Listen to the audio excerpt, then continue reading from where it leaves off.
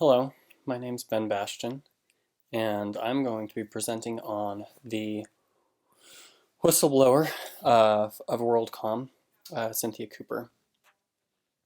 But first, a little joke. Uh, in this image, the kid is stealing a cookie and his sister tells his mom, and he says tattletale. And she says, I prefer whistleblower. And I thought that was pretty accurate because I remember doing that as a kid.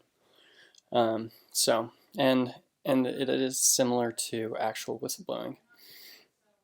Okay, so the situation is that WorldCom employees were asked to make fraudulent entries, um, such as like Betty Vincent or David Myers, and they knew it was wrong, but with the pressure on their jobs and like other things, they decided to do it anyways.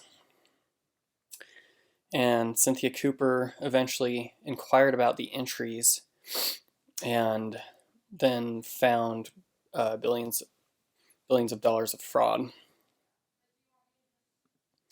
So in the IMA resolution of ethical conflict, it discusses how to go about blowing the whistle. And so first, when you discover an ethical issue, you should discuss it with your immediate supervisor unless you think that they are the ones potentially being involved in the ethical issue. Then you should go to someone above them. Also, IMA has an anonymous helpline that you can call to get help about ethical issues. If it's pretty serious, then you can consult you should consult your attorney to learn of legal obligations, rights, and risks. And in the end, if none of it works, you should quit your job and walk away.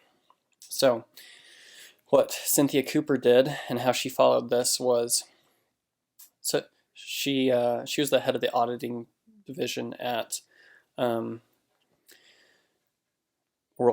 and so first she talked to the external auditors, Arthur Anderson, and about money that moved from a reserve into expenses, and they told her it was fine. And her boss, CFO Scott Sullivan, actually got a little bit upset with her about that.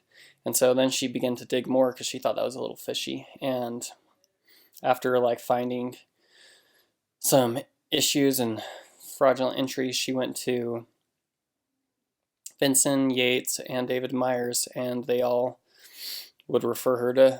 ended up referring her to the one above them. So eventually she went to the audit committee and reported the findings of the fraudulent entries. So she followed IMA resolution of ethical conflict by starting with her peers, and then she went to her supervisors, and then ultimately the audit committee. And though she didn't consult an attorney or anything like that, she did follow kind of a chain of command up to try and see what went on, and she ended up blowing the whistle, and then WorldCom went bankrupt because of their billions of dollars worth of fraud. And so that is how Cynthia Cooper was